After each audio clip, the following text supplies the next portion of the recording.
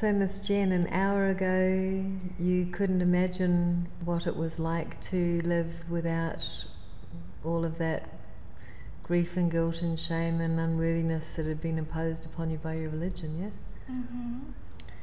And by other people, I just take on all of that negative energy and feel like it's my fault and my job to fix it, when a lot of times it's not my own. It belongs to somebody else. And so no matter who it is, no matter how good they may be at some things, or how much I look up to that person, I'm able to recognize better what's mine and what's theirs, and what I don't need to deal with, and what negative energy is coming my way from outside sources. Yeah. And you told me that you'd spent your whole life on the verge of tears, basically. Is that right? Well, there are times when I would feel very emotional and I would want to hold it in, like tears. I didn't feel safe expressing those, or when I did, they wouldn't stop. They would just keep coming, because I would repress emotions, and also negative emotions. Sometimes I would feel like yelling or screaming, and that wasn't healthy either, because I wasn't able to deal with my emotions as they came up. So they got bottled up and eventually had to come out in those other ways that I wasn't comfortable with. So. And how do you feel now? And now I feel like it's much easier for me to process my feelings and emotions as they happen. I think I don't feel as much guilt and shame associated with my feelings and emotions, because a lot of times they're not my own, they're coming from other people. And really, the ones that are coming from me, I don't need to be ashamed of or feel guilty of, because that's what they are. And so do you actually feel any more guilt or shame after being so shame and guilt? Check your body, check your mind, check your energy, and see if there's any guilt or shame remaining.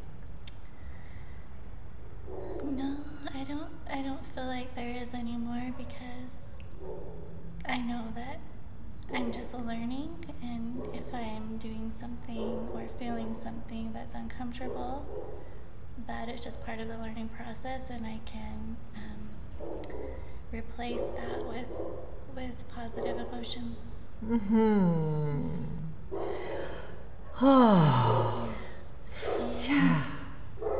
So what did you experience in the session? Was your you had a oneness experience with your higher self, and basically, are you comfortable talking about that, or? Sure. Yeah, so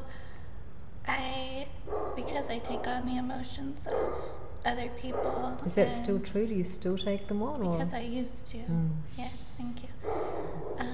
But because it's easy for me to do that, or at least it was in the past, I had a lot of built up negative energy in my body that wasn't allowing enough space for enough positive to come into my life. And so when that was cleared, it was like a fog lifted, and I was able to see beyond the fog to the inner light that was beyond that inside.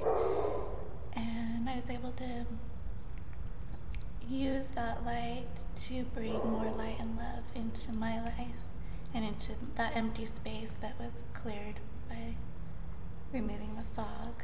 And it allowed all the good to come in that couldn't before. Nice. And that affected your baby too, because you're 8 months pregnant? Do you feel has anything changed with your relationship with your baby?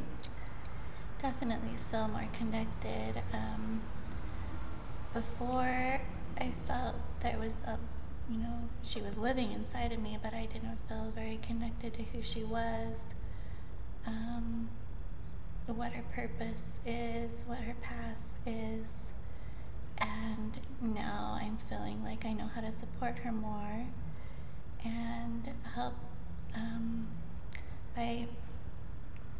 by me staying on this path and progressing further on this path that I'm embarking on, then she will be able to have what she needs, because that's what's good for her also. Wow. That's a pretty good first session, mate. Mm-hmm. You did good. Thank you. Thank you.